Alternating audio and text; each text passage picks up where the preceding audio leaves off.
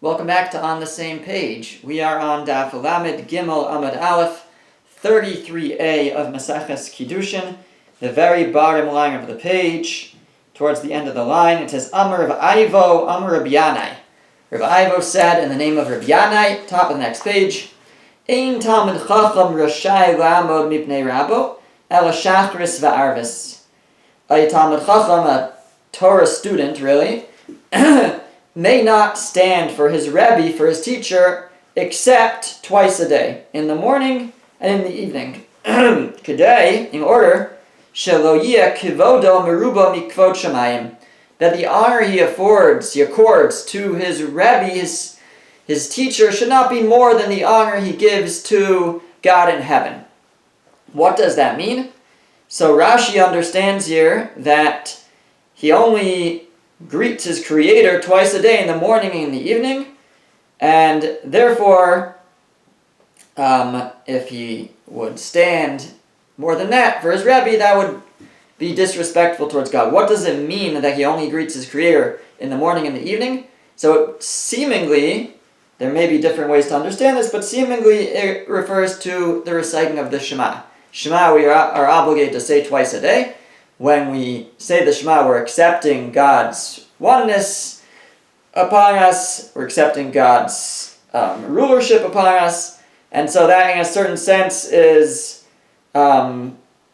greeting, accepting God upon us, and therefore, since that we do twice a day, in the morning and the evening, the Gemara says one should not stand for the Rebbe more than that.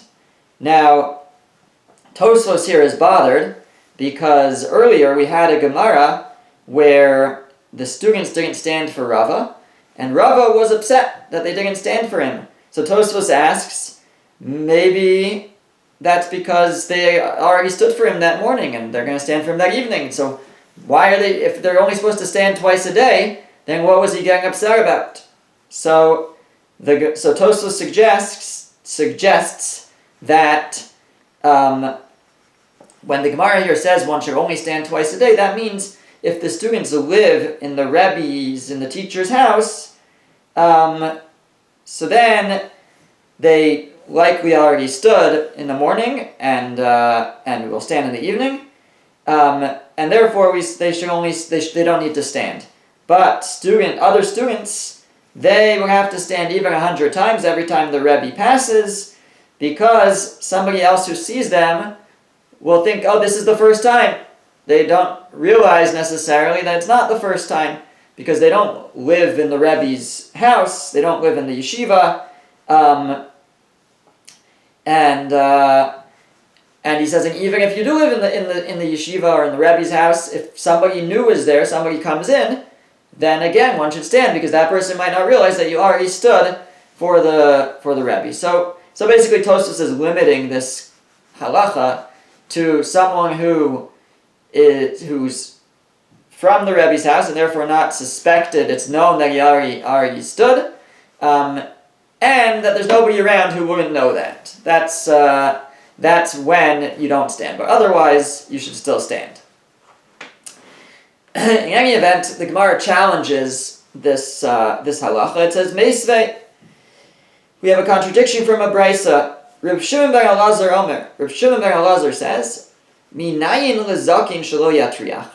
The Brisa had said, in the name of Reb Shimon ben Elazar, how do we know that the zakin, the scholar, shouldn't be matriach, he shouldn't trouble the people by passing them and making them stand, and then passing again, making them stand. Rather, we said he should try to go around and avoid the people, the students, so that they don't have to stand. So that was the Brisa. How do we know that he shouldn't? Talmud Lomar, Zakein ve'yoresa. The way the Torah juxtaposed the words, V'hadarta pnei zaken, you should give honor to the face of the zaken, of the scholar.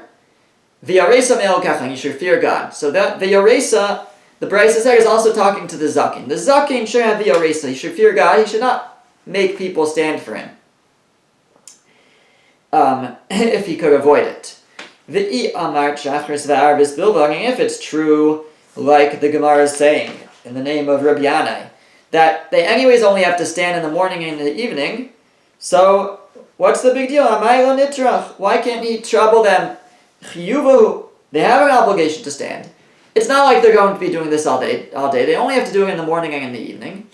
So what's the problem? Why do we say that he shouldn't trouble them? It's only twice a day, and they're obligated to do it anyways. If it was all day, I understand, back and forth, it's a little much, but they're only going to have to do it twice. So what's the big deal?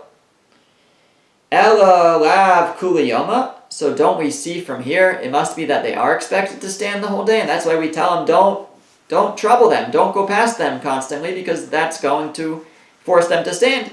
It seems they would have to stand each time that the Rebbe passes. Says the Gemara, no. Li'olam shachris b'arbis. Really, they only have to stand in the morning and evening. Bilvad, only.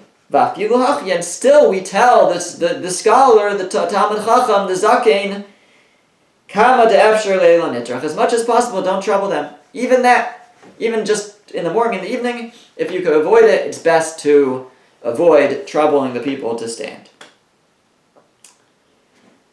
Okay. Says the Gemara, Amar Rabbi Lazar said, Kol Talmud Chacham she'en omed mipnei Rabbo, any Torah student who does not stand for his Rebbe, for his teacher, Nikra Rasha, he's called a Rasha, he's called wicked, Ve'eno marich yamim, and he won't live long days, V'talmudu mishtakach, and he'll forget what he's learned. Well, how does he know that? Shenemar, because the pasuk says in Koheles, in Ecclesiastes, it says, V'tov lo yeh l'rasha, good will not come to the Rasha, to the wicked, V'lo yarich yamim kitzel, and he won't live long, like a shadow. His life will be short like a shadow. Who is this talking about? Asher einenu yareh milifnei elokim, the one who is not fearful before God. So one who is not fearful before God, it says, it won't be good for him. He's a Rasha, and he won't have long days. Morezu eini yodea mahu. I don't know who this is referring to. Morezu. I don't know what kind of fear it's talking about. If you're not fearful before God, how does that manifest itself? That one is not fearful before God. Kishahu Omer. When it says in our context, when it comes to respecting the elder or the scholar, V'yareisa me'elkecha, you should fear God. Right? It says, Mipnei sevatakum, stand for the old. V'adarta pnei zaking, and give honor to the zaking, to the wise, to the scholar. V'yareisa me'elkecha, you should fear God. That's an expression of your fear of God. So now I know what fear of God is. Harei morazu kima. So I see that fear of God is expressed in standing for scholars. So that's how the Gemara interprets it. The verse in Koheles that says, there won't be good to the Rasha and you won't have long days. Why? Because he's not fearful before God. How is one fearful before God? By standing for Talmidei Chachamim, for Torah scholars.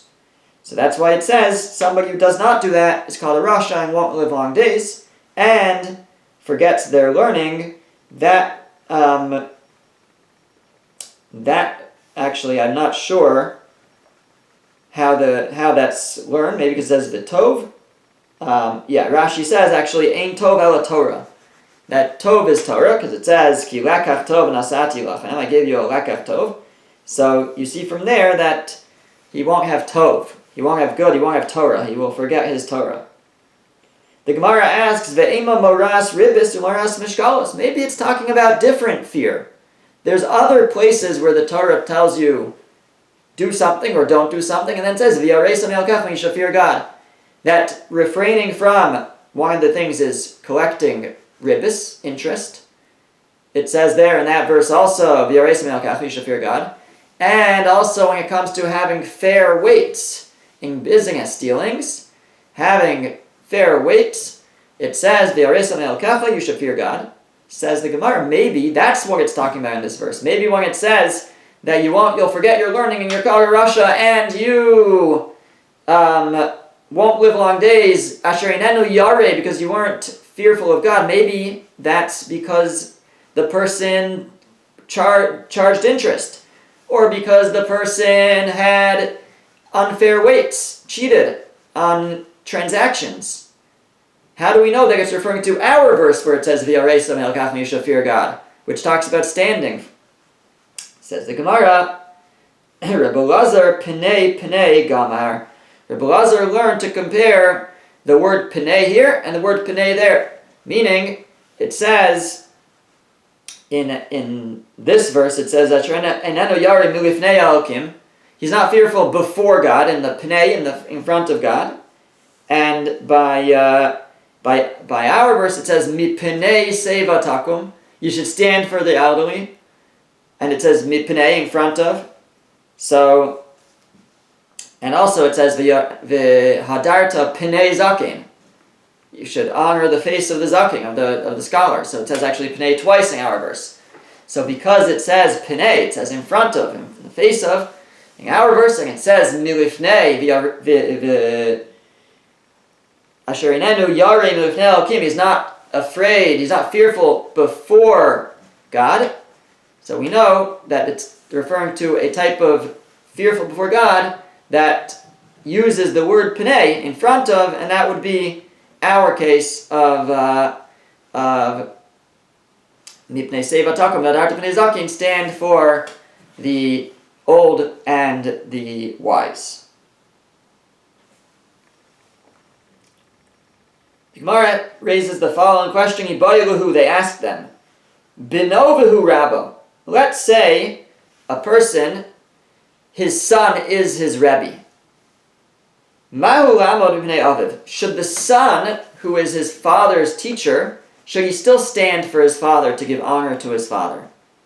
Right? On the one hand, he has a mitzvah of kavod to his father. On the other hand, his father has a mitzvah to honor him as his teacher, as his Rebbe.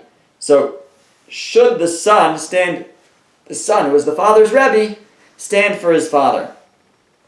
Says the Gemara, Tashma, come and listen to a brisa. Actually, it's not a brisa, it's a statement. Amar le Shmuel Rabbi Yehuda. Shmuel said to Rabbi Yehuda, Shinin a sharp one. Kum mikamei avuch. Stand for your father. So even though Rabbi Yehuda was his father's Rebbe, still Shmuel said, stand for your father. We see that even if you are your father's Rebbe, you should still stand for him.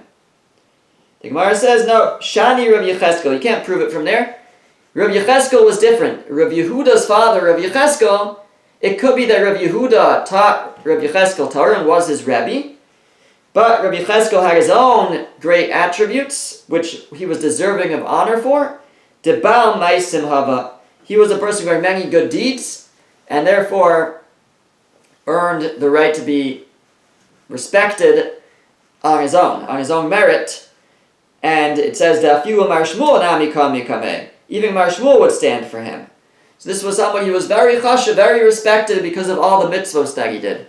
So the fact that Shmuel told Rabbi Yehuda to stand for his father Rabbi Yecheskel, even though Rabbi Yehuda was Rabbi Yecheskel's Rebbe, it doesn't show that a son always has to stand for his father if the son is the Rebbe. In this case, Rabbi Yecheskel was unique. He was a person who did many great deeds. So then the Gemara, so Elamai Ka'amarle. So then what was Shmuel telling him to stand? Meaning it seems obvious. If his father was so deserving of honor, then what was novel about this? Everybody stood for his father. Why shouldn't he too? So Hachi Ka'amarle. The Gemara says this is what he was telling him. Zimnin da'asi me'achorai. There might be a time, Shmuel said to Rabbi Yehuda, where I'm teaching you, and you're listening, you're facing me, and then from behind me comes your father. Now, I'm not going to stand for him because I didn't even see him. And if you stand for him, might be embarrassing to me that I'm not standing for him. But I'm telling you now, you should still stand for him. Don't worry about my embarrassment. Go ahead and stand for him. That's what Shmuel was telling him. That, Zimnin da'asi me'achorai. He might come up behind me, and I won't see him, and I won't stand, but kum at mikameh. You should still stand for him. V'lo teichush liyakra didi. Don't worry about my honor. It might be a little embarrassing for me. I'm telling you to stand for him. That's what Shmuel was telling him, but he was not telling him that that a son who's a Rebbe also has to stand up for his father. His father was unique, Rabbi Cheskel. But in general, actually we don't really have a resolution. The Gemara asked a question: is a son required to stand for his father if he is his father's teacher? And the Gemara tried to bring a proof, it rejected the proof, so I think it remains a question. The Gemara now asks a similar question. They asked them, Bino vihu Rabbo. You have again that the son is the Rebbe. Ma'u sheyamod aviv mipanav. Should the father stand for the son? So we already just discussed, should the son stand for the father? What about the other way? Should the father stand for the son? It's his Rebbe. His son is his Rebbe. Maybe he should stand up for him. On the other hand, it's his son. His son maybe should be honoring him. So the Gemara says, Tashma, come and listen. Da'amar Rabbi Yeshua ben Levi. Rabbi Yeshua ben Levi said, Ani eini kedai la'amod mipnei b'ni. It's not appropriate for me to stand for my son, even though apparently his son was his Rebbe. Ela mishum kvod beis nasi. The only reason, his son was not his Rebbe. We'll see in a moment. So Rabbi Yeshua ben Levi said, it's not appropriate for me to stand for my son. The only reason I stand for him is mishum kvod beis nasi, is because of the honor of the house of the nasi. His son was married into the family of the nasi, of the prince, and therefore was deserving of honor for that. But he said, otherwise, it's not appropriate for me to stand for him. The Gemara infers, Taima de'ana Rabbi. That's because I'm his Rebbe. Apparently, Rabbi Yeshua ben Levi was his son's Rebbe, his son's teacher. So he said, since I'm his Rebbe, it's not appropriate for me to stand for him except for the fact that he is the son-in-law of the nasi, of the prince. But ha'ihu rabbi, but the implication is, had his son been his Rebbe, ka'im nami kameh, then he would stand for him. That's what we can infer. He was saying, because I'm his Rebbe, it's not appropriate for me to stand for him. But if he was my Rebbe, it would be. Even a father should stand for his son if his son is his Rebbe. The Gemara says, not necessarily. Hachi ka'amar. It could be this is what he was saying. Ani eini kedai lamon b'nei b'ni. It's not appropriate for me to stand for my son, not only because I'm his Rebbe, but va'afilu hu rabbi. Even if he would be my Rebbe, it wouldn't be appropriate for me to stand for him. He's my son. Deha ana avua, because I'm his father, and a father doesn't stand for his son. Ela mishum kvod beis nasi, except for that he has this additional honor, the son of being married into the family of the nasi. That for that I'm going to have to honor him. But otherwise, the fact that he is my Rebbe is not enough to warrant that the father honors the son. He is his father, he doesn't have to honor him. That's what the Gemara is suggesting. They asked another question with regards to standing for Torah scholars. Rachav k'mahalik tami? Olo. If a Torah scholar is riding by on a horse or on a wagon, is that like he is right? Is he's moving or not? In other words, if a person is on a horse, he's sitting. He is stationary in a certain way. The horse is moving. Same with a wagon. So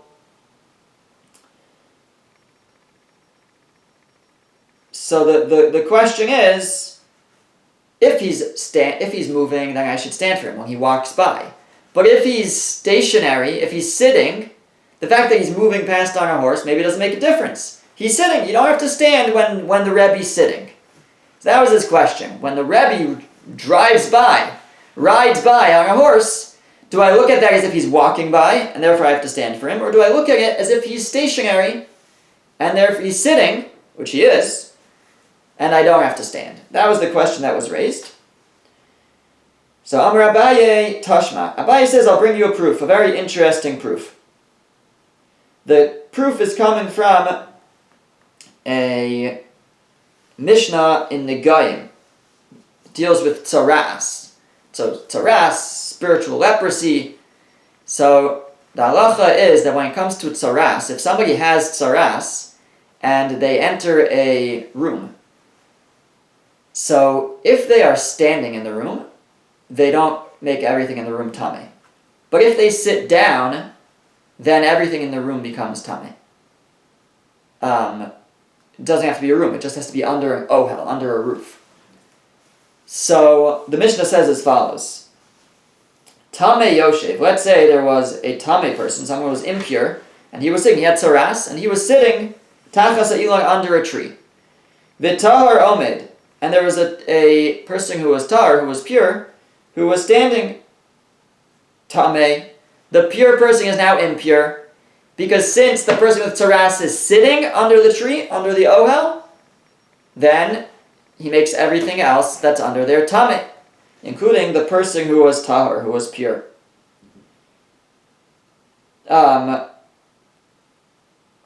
omed, but if the tamei guy, the one who was impure, who has tzaras, was standing tachas ha'ilon under the tree, v'tar yoshev, and the tahor one, the pure one, was sitting tahor, then he's pure, because the tamei person is not sitting. He has to be sitting in order for the impurity of tzaras to transfer.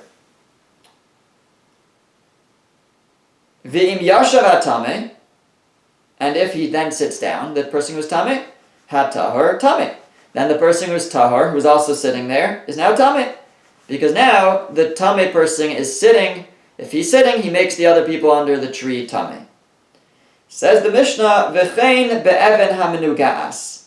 It says the same is true for a stone that has tzaras. Right? There's a concept that a house can get tzaras, and so there could be a stone that has tzaras, and let's say a person's carrying the stone under the tree, and there's a person sitting who's tahor, so the person who's sitting remains tahor as long as the person carrying the stone is walking.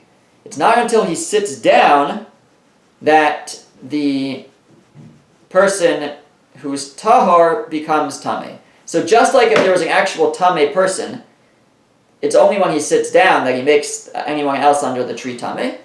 The Mishnah says the same is true if somebody is carrying a stone that's tamei, so too, that's tamei with tzaras, so too, it's only if the person carrying the stone sits down that the other people under the tree become tamei. Now what do we see from here? So the Gemara says, Ve'amar Rav Nachman bar Kohen. So Rav Nachman bar Kohen said, Zos Omeres, this tells us, Rachov k'mahalech dami, that riding is like you're moving, and not like you're stopped. Shema Mino, we can learn that from here. Why? Because if I'm carrying a stone, is the stone sitting? It is. It's sitting on, it is sitting. Right? It's sitting, but it's not until I actually sit down that we consider it to be sitting. That's what the Mishnah teaches me. If I'm standing and holding it, if I'm walking and holding it, it's not considered sitting, even though it's not actually moving. I'm the one moving. So we see that while it's being supported, while it's being carried, we do not consider it to be sitting. It's only once the man sits down that we consider that the stone is sitting. So therefore, we want to apply the same idea to a Rebbe who's driving by, who's riding by on his horse. So, if he is sitting, I don't have to stand for him. He's sitting on the horse, why should I have to stand? The answer is Rachov k'mahalech dami. That when you're riding, we don't say, oh, you're sitting on the horse. We follow the horse in this case.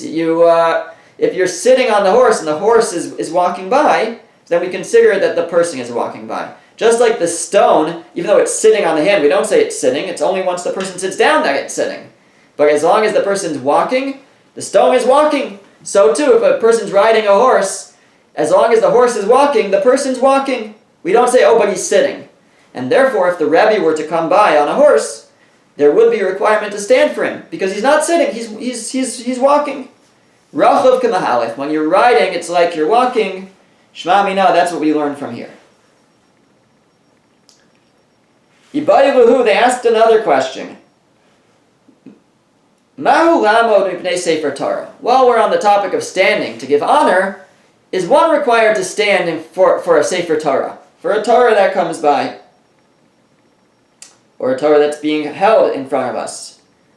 Says the Gemara, Reb Chilkiah, Rabbi Simon, Reb Elazar. Right, actually, seemingly it's only going to apply to a Torah that is moving. Torah that's moving, just like the person moving, so seemingly the same would be true for a Torah that's moving. That's where we're going to have a potential requirement to stand for it. So Reb Chilkiah, Rabbi Simon, Reb Elazar Amri, they all say, Kal v'chomer. We can learn it from a Kal v'chomer, a fortiori, all the more so kind of logic. Mipnei lomdeha omdim. If we have to stand for those who learn the Torah, for scholars, mipaneh lo kol shekein, shouldn't we stand for the Torah itself, all the more so? So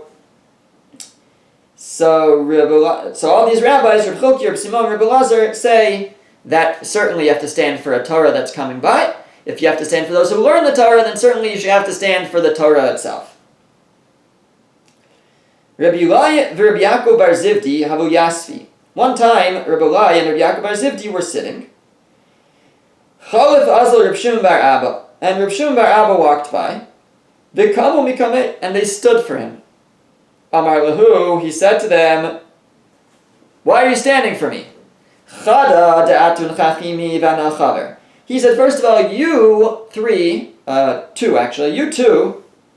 Rabbi Ulai and Rabbi Yaakov, you are chachamim, you are sages, v'ana chaver, and I'm just a chaver.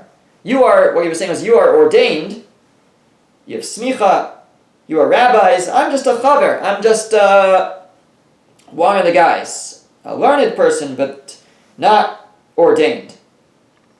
So why are you standing for me? And furthermore, klum Torah omedes mipnei lomdeh. Does the Torah stand for those who read it? You are involved in learning Torah. So you're the Torah itself. You're the Torah itself. When you're involved in learning Torah, that's Torah. So does the Torah stand for someone who learns Torah? I'm just someone who learns Torah. I happen to walk by. But you guys in this moment are Torah itself because you're learning Torah. So does someone learning Torah stand does Torah itself, someone involved in learning Torah, stand for someone who just learned Torah but isn't, learning it this moment, isn't Torah right now? So that's what he claimed to them. He said you have no business standing.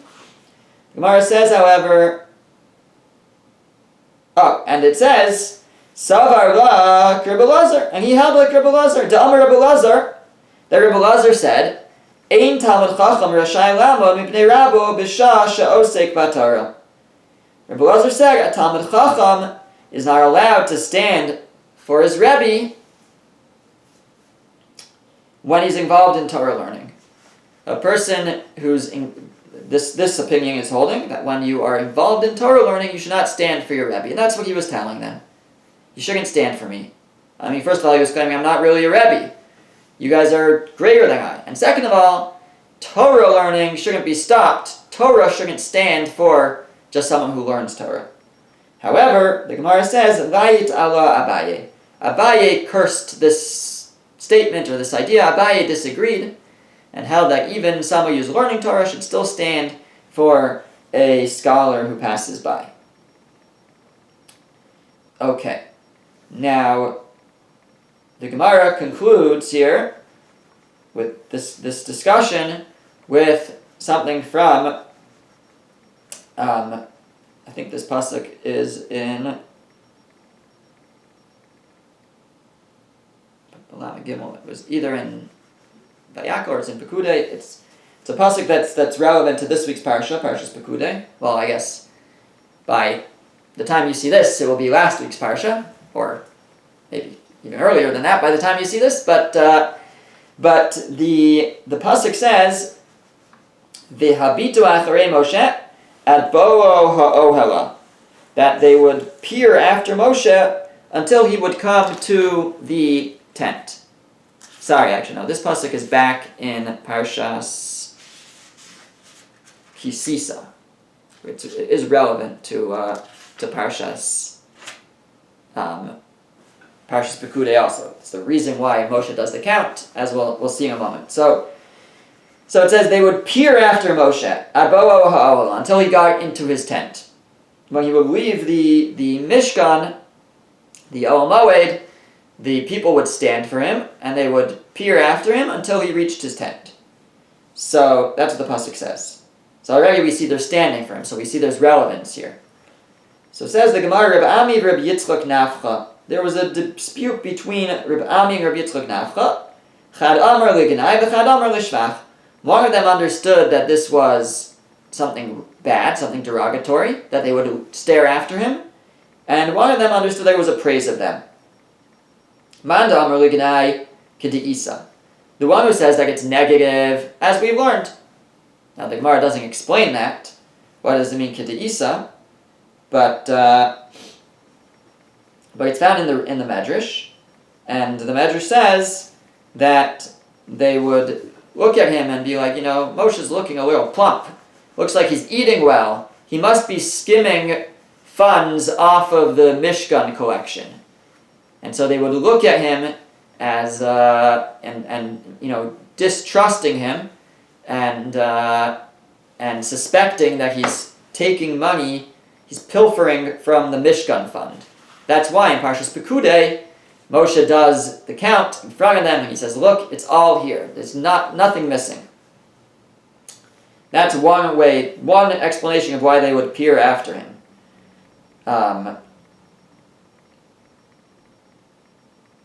And Manda Amar Lishvach. And the other opinion was, no, it was a praise that they would peer after him. As follows. Amar Reb Chizkiya said, Amar li Reb Chanina Breid Rabbi Abo. Reb Chanina, the son of Rabbi Abo, said, Amar Rabbi Abo, that Rabbi Abo said, Amar Rav Avdimi, Dimin Haifa, in the name of Rav Avdimi from Haifa. Chacham over, if a Talmud Chacham passes, Omed Milafanav, Dalar Amos. You stand for him until he passes 4 Amos, 4 cubits. The Kiman Shavar Dalar Amos, once he passes 4 Amos away, Yoshev, one can sit down. So, I think only once he comes within 4 Amos do you have to stand, and then once he passes outside of 4 Amos, you no longer have to stand. That's for a regular Talmud Chacham. Av Beis Din over, if the head of the Beis Din of the court, somebody of a high rabbinic position comes by, Omid Milafana Melo Einav, when he's coming towards you, as long as you are in his sight, you have to stand for him. So not just when he gets within 4 Amos, but as long as you are in his sight, you have to stand. The Kiman Shavar Dalar Amos Yoshe, but once he walks past and goes outside 4 Amos, then you can sit. But Nasi over, but if the Nasi, the prince, the leader of the Jewish people is passing, Omed Milafana Meloenav, you have to stand for him as soon as he can see you, as soon as you're within eyesight of him. And the Eino Yoshev, and you don't sit when he gets out of 4 Amos, Eino Yoshev ad sheyeshev b'makom. You don't sit until he gets to his seat, wherever that is. Shenemar, and that's what we learn from this pasuk. This is the shvach, the praise of the Jewish people. They would stand for Moshe, Shenemar v'abitu acharei Moshe ad bo'o ha'ohela, and they would stare after him until he got to his tent. They would continue to stand for him until he got to his place. Then Moshe was like the melech, the king. Here it's saying about the Nasi, but the leader of the Jewish people, when he's coming, when we're within sight of him, we stand, and it's not until he gets to his place that we sit down. The Gemara here concludes the topic of honoring elders, honoring scholars, honoring parents, and next week we'll move on to the exciting topic of a woman's obligation for time-bound mitzvahs aseh, shazman grama.